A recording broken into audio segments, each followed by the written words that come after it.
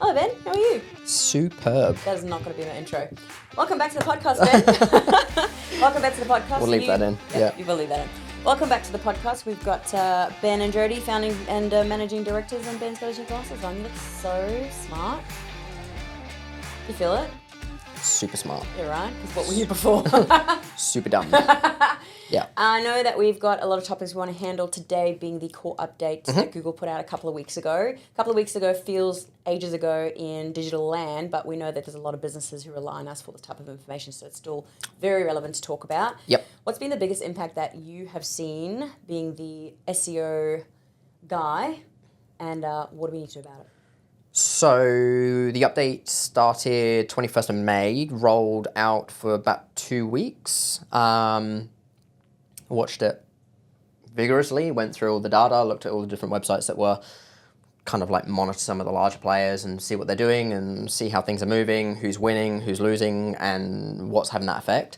One of the biggest things that we saw in the update, I have my laptop in front of me here for some notes, but kind of two main things. One was information gain. So websites that were putting out content that had a lack thereof information gain to Google didn't do really well. So they were, I don't want to say penalized, but the idea around information gain is that if I have a website and I'm talking around a subject matter and Give us an example. Yeah. I'm talking about a particular subject matter, Google is going to assess that subject matter of context that you're talking about and go, are you providing anything new that people don't know? So this is kind of the caveat of where AI is a problem when people are using AI for writing content at the moment, is businesses, individuals, freelancers, you name it, they come along, they go, I need to write about a particular subject matter, and they use AI to do that. And AI will go online, do its research, meaning that it's doing research on already known information, and will rewrite what it knows about information and then provide that. The problem with that is there is no net new information gain. There is, I don't want to say it's spinning content, but it's somewhat recycling content. So all the information is already known, and we're just then grabbing that information and rewriting that information in your format. Google is very clever, and AI models, I say Google more so in this, is getting really clever at understanding, do I know this or do I not know this? And it favored companies that would provide net new information. So I'm going to write about a particular topic. I'll use an example. I'm going to write about real estate. I'm in real estate, and I'm going to be writing an article around insert subject matter, whatever it is. But in that article, I'm going to provide first-party data, my own point of view, my own information based on years of experience. You've had that with clients. And that is the differentiator, and that is where the net new information gain was kind of scrutinized and what they were using. Gosh, this is so much more relevant, I think, than anybody even realizes, because the conversations that I have in my role in the agency are with new leads that come in, and we're scoping strategy and discussing where they're at in their marketing. And how many people say to me, yeah, but, quote unquote, I can just use Claude to spin up a blog. Yes, you and every other real estate agent around, right? So my question to the real estate person I'm talking to, so what then for is going to differentiate your content to anybody else's?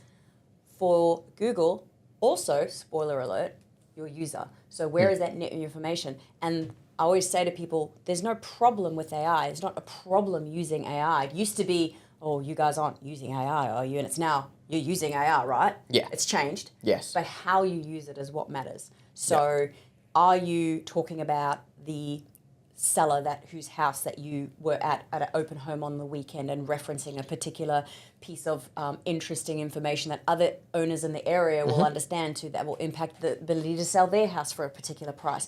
Because AI can't do that. And that's that human nuance that is going to have that net new angle, but equally be so valuable to the user. Well, the prime point to what you just said is is exactly AI can't do that until it can, but it can only do that when it gets provided new information. So you want to be the source of new information. But it doesn't know what it doesn't know. Right. But so if you can become that moat of information gain, that is where you win. So if you can go, okay, I know there's this topic or this subject matter, there's going to need to be information gain around this to fill in the gaps of insert X, Y, Z. If you can be that first port of information to be the information gain for that, then you get cited in AI and you improve your search visibility. So that is the benefit of the net new information game. So to the business owners who are watching it, who might be an electrician, own an e-com, be running a daycare, would you say that the best way to start with that is to leverage your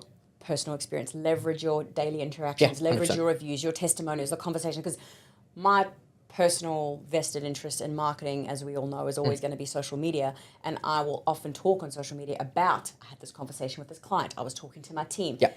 Would you say that that would be the best place to start? Because otherwise, to me, it feels like it could be overwhelming because people will be like, I don't know what I don't know. That's why I use AI. Yeah, but when you're in your own business, you do know what you know, right? And it's just one of those things that you don't always convey it. Yes, So when you're trying to sell through medium, so when you're going, okay, I'm going to be writing for my website, you actually switch lens. You always switch out of going, oh, I've got to put my sales hat on. What do people want to hear? They actually just want to hear what you normally talk, the way that you normally talk, the way that you normally are interacting with people about. You might be an accountant, and when somebody comes up and has a talk about the business, you give them that information that, hey, yeah, look, we should structure it this way because I've done it this way before and it worked for XYZ. Great.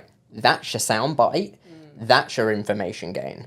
Not, I'm an accountant in Brisbane, I'm going to be able to help you do X, Y. Like, they're not looking for that. They're looking for that rawness, that authenticity, that... Your experience. Your experience, exactly. So sometimes that's hard to do when you're trying to write that and convey that through medium. That's obviously what we do with our clients that we work with now is it's being able to extract the uniqueness, extract the unique selling points, extract the differentiators, and then convey that through their experience and being able to put that forward and find that information gain gap. So that was a very big aspect of the core update. I think we forget how much we know as well about our own industry and our own services and our own business. And like, you know, when you start out, even just at Digital Nomads, you start out having this amount of knowledge. And to you, that's 100% of what you know. And then a year later, 100% of what you know is 2 or 3 or 4 times what you knew a year ago.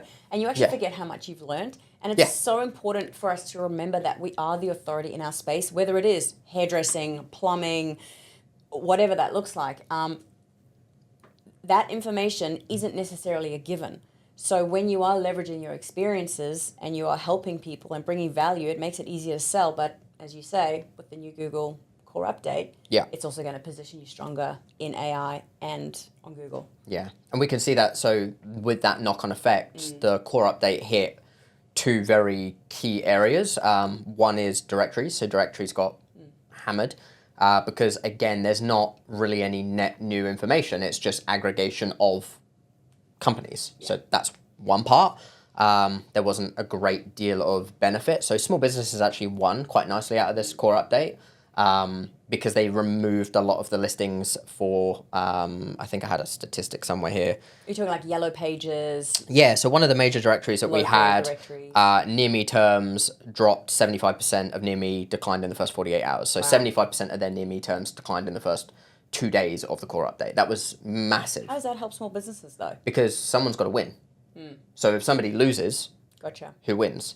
So if it wasn't a directory lost to another directory. The directory lost to small business. Right. So I won't name names of the individual, but majority of directories, you know, the largest directories, the majority of them had very large losses in that area. And the winners were the people picking up those terms. So for instance, the terms of looking for a plumber near me, or a carpenter near me, or an accountant near me, or a real estate agent near me. Cafe near me. Those were very largely dominated by large aggregation directories. They lost a lot of that because there was no net new information gain.